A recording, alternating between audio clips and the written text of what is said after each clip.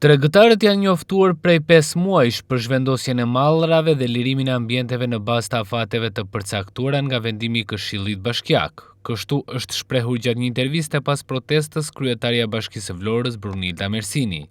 Ky ka qenë një debat i lindur prej fundit të muajit dhjetor dhe në fillimin e muajit janar ne jemi takuar me tregtarët, kryesisht me tregtarët e frutaperimeve, por dhe ata të tregut industrial, që janë po ashtu të vendosur në të njëjtin treg.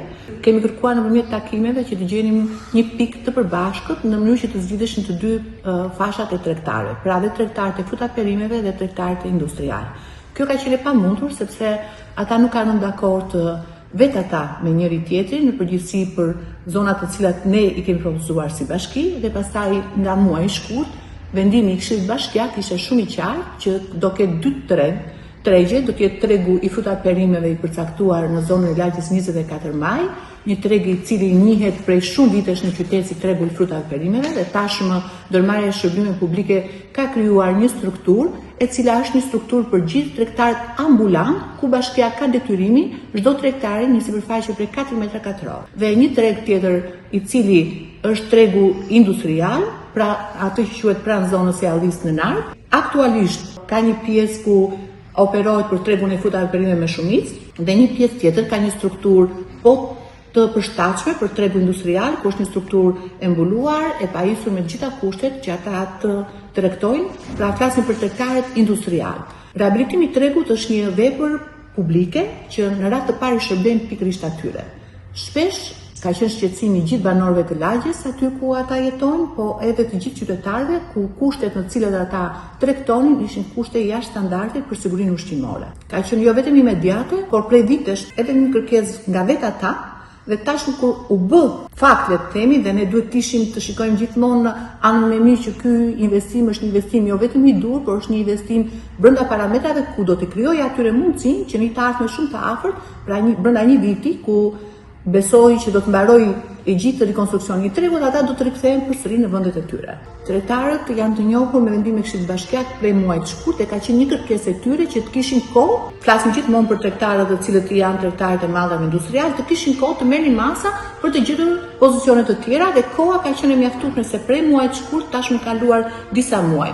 Unë sot kam kërkuar një takim me një përfaqësi të tyre, por ata vetë nuk kanë dakord kush do të kishte lart në përfaqësi për të takuar kryetarin e bashkisë. Pra ka qenë një konflikt midis atyre dhe nuk arritën dot që të nxjinin një përfaqësi për të takuar strukturat e bashkisë.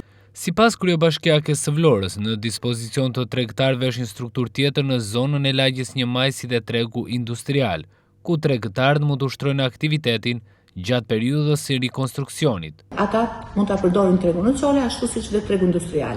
Ne kemi marrë masa që dhe stacioni i autobusit të zhvendoset, pra qytetarët që duan gjithmonë për mallat industrial, si kudo në çdo qytet. Ne nëse do të drejtojmë Tiranës, lagja 10 e Tiranës, e njohur prej vitesh tashmë nga çdo qytetar i Tiranës, është një treg i madh ku tregtohet mall industrial. Çdo qytetar, le të themi, i një rajoni shumë larg tregut 10, pra rajoni 5 i Tiranës, e ka shumë larg nëpërmjet transportit urban, vetë akseson tregun. Në çdo qytet, tregu industrial nuk është në qendër të qytetit.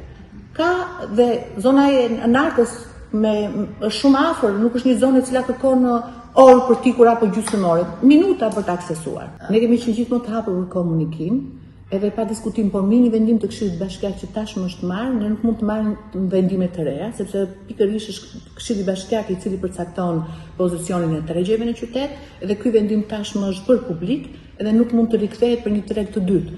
Kjo është një gjë e përkohshme, është një gjë si kudo. Edhe kur rikonstruktojmë një shkollë, ne i zhvendosim fëmijët dhe i krijojmë vështirësi dhe fëmijëve në mësimdhënie apo prindërve për t'i transportuar fëmijët në një shkollë, sepse kërkon në çdo rikonstruksion kërkon kohën e vet. Unë nuk e kuptoj pse duhet bërë kaq shumë problem për një kohë shumë të shkurtër. Detyrimi i bashkisë është gjithmonë për tregtarët ambulant. Pra tregtarët ambulant, çdo tregtar i cili është ambulant, pra ka atë sipërfaqen të caktuar në vendim të Këshillit Bashkiak dhe tashmë dhe me rregulloren e re të përdorimit të hapësirave publike, ka shumë të qartë që tregtari ambulant kërkon një sipërfaqe 4 metra katror. Nuk është detyrë e bashkisë të kërkojë magazina apo dyqane për tregtarët industrial. Kjo është një marrëdhënie ndërmjet privatëve dhe ata e kuptojnë që nëse do të jetë kantier ndërtimi siç ka filluar të jetë kantier ndërtimi tregu, është e pamundur që ne të lejojmë qytetarët të vend në për këto dyqane sepse rregullat e kantierë ndërtimit janë të tilla që nuk mund të lejohet aty ku ka skeleri, ne të lejojmë të aksesohet tregu nga qytetarë, sepse ka rrezikun e punimeve lartësi. Sipas kryebashkiakës së Vlorës Bruna Mersini, këto ambiente janë të lira dhe të gatshme për të përdorur nga tregëtarët, të paktën për një vit që është edhe afati parashikuar për përfundimin e punimeve në tregun ekzistues.